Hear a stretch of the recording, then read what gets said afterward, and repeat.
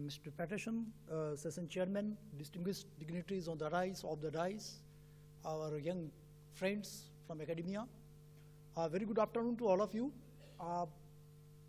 As you know, throughout the last 2 days sessions, one thing has come out very nicely, that there is threat to our planet Earth, and that threat is from environmental pollution. As you know, environmental pollution can be in different forms. It can be air pollution, water pollution, soil pollution, noise pollution, and at the global level, it is the form of climate change, which is caused due to the GHG, greenhouse gas emissions. Now, the impact of climate change is very evident today. You must have noticed that temperature of Earth is bound to increase by 1.5 degrees Celsius.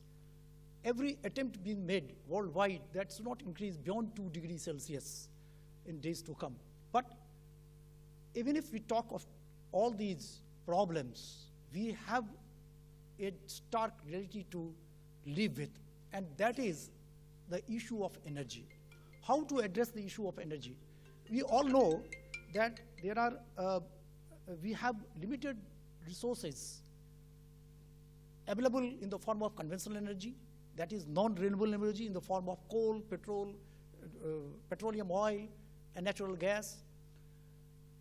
But we are aware that there is a requirement of bringing down the carbon dioxide concentration, or as a whole greenhouse gas emissions, which comprises a number of gases, not only CO2, it is a form of equivalent CO2.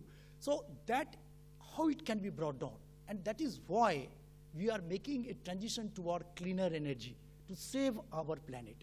That is the whole essence of clean energy transition from the conventional energy. But as you know, you have seen in the last sessions that even if we move toward the transition for clean energy, the energy mix will constitute a quite significant part of non-removable part in the form of coal or in the form of oil and natural gas. We cannot eliminate it. It can be brought down to a very significant level, but use of this kind of energy cannot be eliminated altogether. So we have to live with that. But when we are making transition towards cleaner energy, whether in the form of solar energy, wind energy, tidal energy, whatever form of energy we are going to have, please remember, we have to see the whole thing, environment in totality. This is very, very important part, because sustainable development can only occur when we take care of all the dimensions of environment, air pollution, water, soil, noise, all together. With this background, I will just apprise you how upstream petroleum sector, since I belong to ONGC, which is dealing with oil and gas activities, exploration and production activities, I will try to emphasize how in best way we are trying to address the issue of sustainable development so that the impact to the environment is minimized because of our activity of exploration and production of oil. So as you can see, next slide please.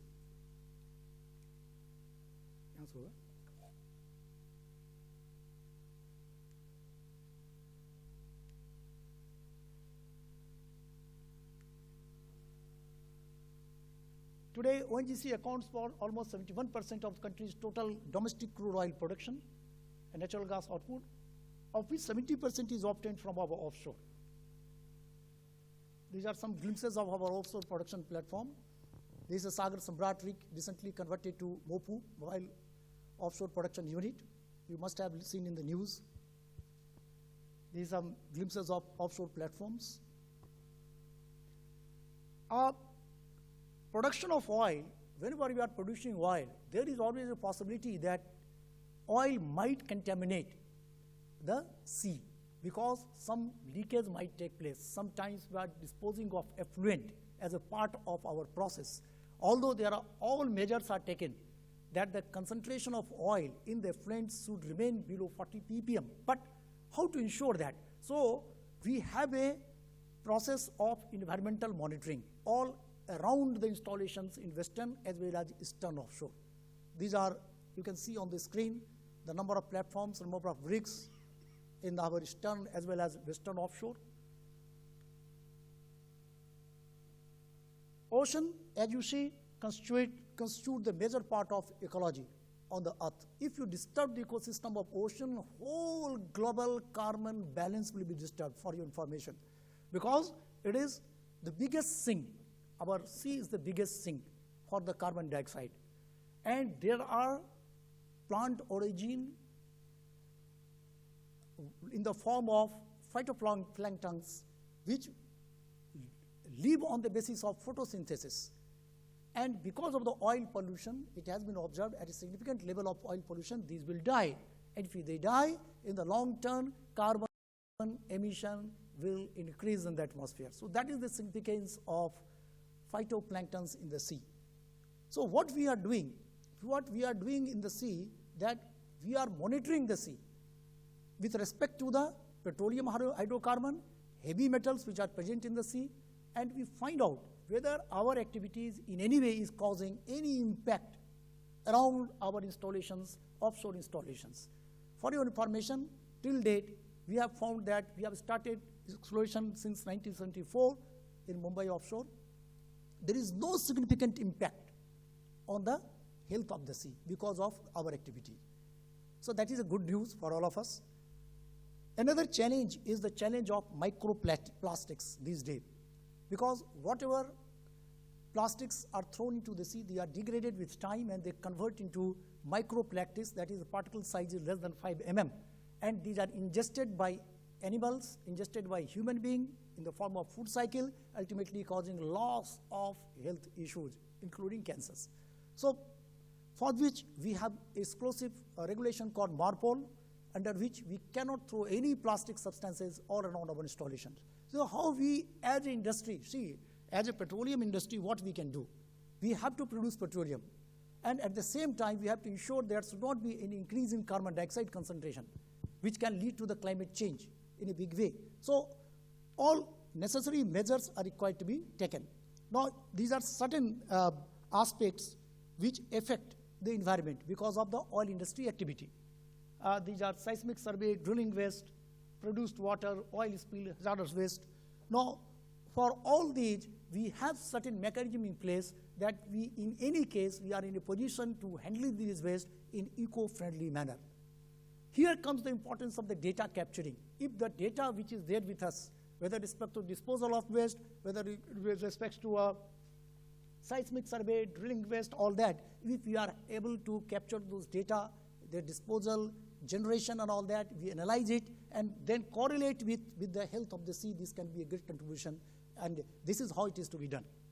Now, for your information, whatever solid waste is generated in the offshore, we have drill cuttings, which is coming during the drilling operation in the offshore.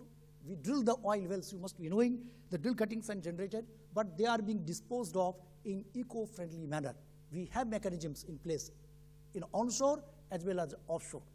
So that because of these drill cuttings, which might be coated with oil, or they might be containing heavy metals, which are highly hazardous in nature, this should not impact the environment in any way. Now, as you can see, in offshore environment, as I mentioned, we carry out, I am from Institute of Petroleum Safety, Health and Environment Management, Goa. We carry out offshore monitoring around all the installations of our ONGC, and we measure the level of oil in the seawater, surface, middle and bottom level of the seawater. Then we analyze heavy metals, because you know heavy metals are very, very toxic to the human being as well as marine organisms. So we measure the level of the heavy metals in the seawater, and annual report is prepared just to ensure that our operations are not hampering the environment in any manner. Now, these are the certain parameters we are measuring.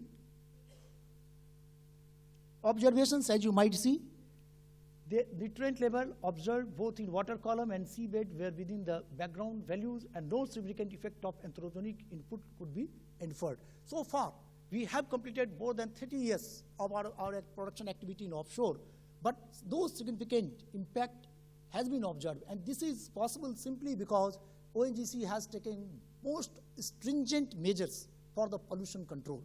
So there is no impact overall on the ocean health. Then we have a system of zero waste discharge. Zero waste discharge in the form of, you can say, it is in the form of air emission, in the form of waste, in the form of liquid or effluent. No effluent is discharged around our installations. This experiment we have done with the help of this zero discharge methodology, which has been applied at our national level as well as international venture through ONGC Videsh Limited at several places, where whatever waste is being generated, as you were noticing in the last session, they are being recycled and reused. For the water part, we have a suitable water management policy, and we are company recycled and reused 39.6% of produced water in financial year 2021-22. So water is being recycled. We are not exploiting the natural resources unnecessary. So that is very good thing happening. Then we have sewage treatment plants for treatment of sewage water generated are also provided at offshore facilities. This way, treated effluent water is also used for various purposes, drilling at drill site. Same water is being used for the production of drilling fluid, etc. Then we have a strong solid waste management system. Total petroleum hydrocarbon of the treated oily sludge is less than 0.5% in oil which spills on the soil is remediated, bioremediated with the help of consortiums of bacteria. And we convert those oil polluted soil into fertile soil. So those technologies are there. So in no way we are causing pollution, not allowing the pollution to at all occur. For the oil spill, if at all occurs in the sea, we have a system in place of Tier 1, Tier 2, Tier 3 pollution control measures. We have this response system in place. So even if the oil is spilled in the sea or on the ground, we are well equipped that it should not in any way harm the natural resources around our operation area. We have oil spill contingency plan. That is, if any oil spill takes place, how it can be controlled quickly so that it does not impact the environment. Regular mock drills are carried out so that our people are competent enough to handle any kind of spill, either onshore or offshore, for which we have tied up with the Coast Guard for a spill of up to 10,000 tons, and beyond 10,000 ton capacity, we are having collaboration with OSRL, Oil Spill Response Limited UK. They are the people who cater to the need. They will come and put all the booms, skimmers, and remove whatever oil is there on the sea. Apart from this, the major role that national oil companies can play in the transition to the clean energy is that we need to boost, because we are energy sector, we have quite a huge capital available with us.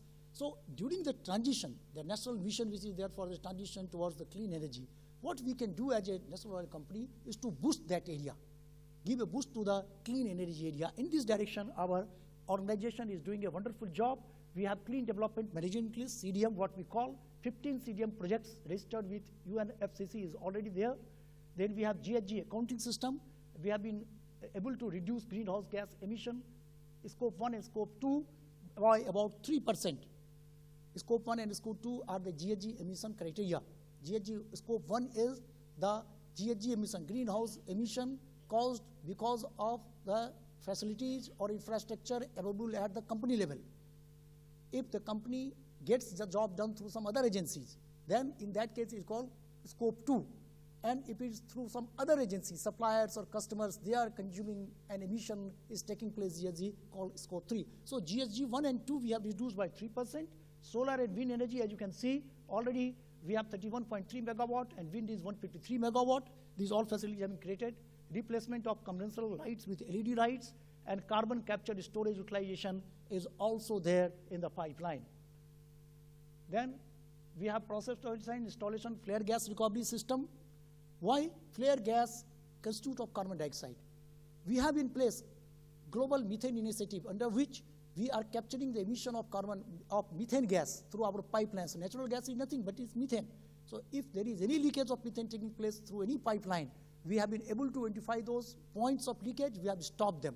So this way, the greenhouse effect, which is caused because of the emission of methane gas, which is having 25 times more potential than carbon dioxide, is arrested.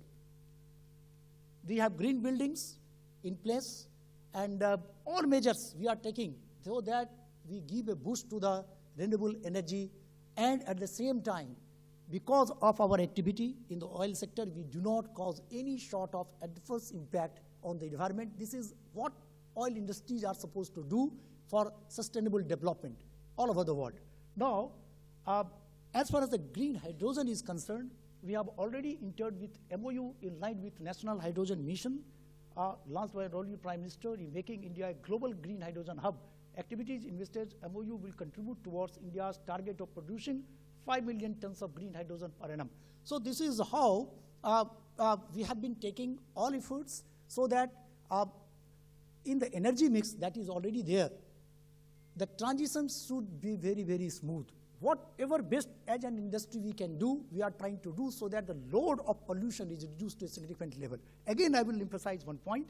The point important is that whatever technology we adopt, either it is for clean energy mechanism or any other mechanism, we have to think of environmental pollution in totality. It should not be like that. If we go for the solar energy or we go for the battery-driven car and we land up with huge amount of batteries, which we don't know how to dispose it of. So those things must be thought of in a life cycle assessment manner, and then only should take. I will just, with the permission of the House, if you permit, give me 5 minutes time. I would like to show a movie of our institute, what our institute, IPSHEM Goa, is doing. It's hardly 3 to 4 minutes. Thank you, sir. Second video, please the video. This is about our institute called Institute of Petroleum Salt and Environment Management, located in Goa.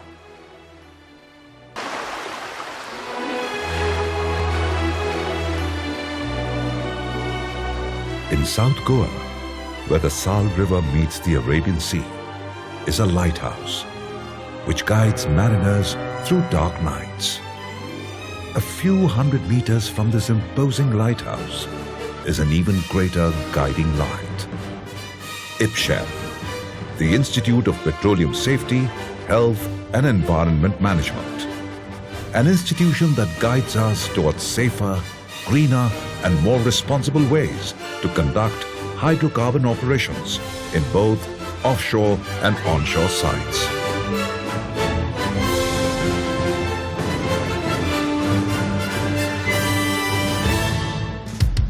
IPSHEM is the premier institute for training programs in occupational health, safety and environment management, dedicated to the hydrocarbon sector. It also conducts environmental studies with cutting-edge R&D, building a vast database and unmatched expertise that keep it at the forefront in HSE sector. IPSHEM was conceptualized and established in 1989 by ONGC, a Fortune 500 company and one of India's Maharatnas, known the world over, with an impressive track record spanning 6 decades in offshore and onshore operations. Since its inception, IPSHEM has been empowering petroleum professionals with safety know-how and a sense of greater responsibility for the environment. It offers courses on a range of HSE subjects, from basic to advanced levels. The survival at sea training includes modules of first aid and firefighting. It even makes the mandatory offshore training very realistic by conducting the training aboard Samudra Shiksha, a vessel owned by ONGC.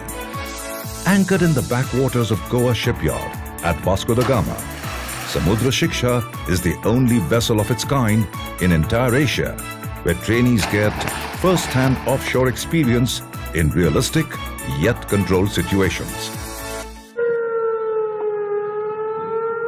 The firefighting training module incorporates live firefighting experience by deploying state-of-the-art simulators. Boiling liquid expanding vapor explosion simulator, burnt fire simulator, hydrocarbon liquid and gas pipeline leakage fire simulator, confined vessel entry with self-contained breathing apparatus, electrical panel fire simulator, oil and gas wellhead fire simulator, smokehouse evacuation simulator, hydrocarbon liquid storage tank fire simulator, hydrocarbon road tanker fire simulator, drilling, workover rig fire simulator. Besides ONGC, IPSHEM is also engaged by other national and international petroleum companies to provide HSE training to their employees. The partnership isn't limited to training.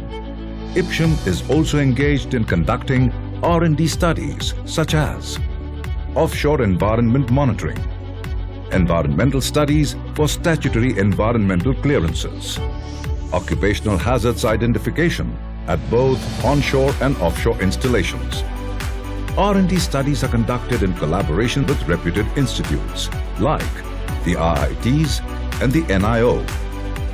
Complementing this world-class HSE training infrastructure is a hand-picked workforce comprising qualified and accomplished professionals. IPSHEM's resources, its expertise, and its role and significance in the hydrocarbon industry have brought it many laurels.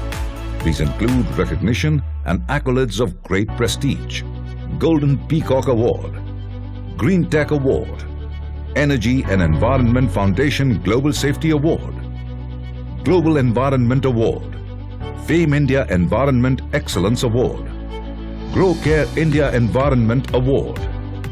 IPSHEM believes in leading by example in all its endeavors. In response to the pressing need of our times to reduce one's carbon and water footprints, IPSHEM has taken exemplary initiatives. The 1 megawatt solar power plant commissioned on campus in August 2018 has reduced IPSHEM's annual carbon dioxide emissions by up to 1,000 tons and has made IPSHEM ONGC's first carbon-neutral green institute. With all its aspirations and commitments, its efforts and accomplishments, ONGC IPSHEM continues to shine like the noble lighthouse of Goa, braving the forces of nature, standing tall as an inspiring example of industrial prudence. IPSHEM continues to guide ONGC and India towards a safer, greener future.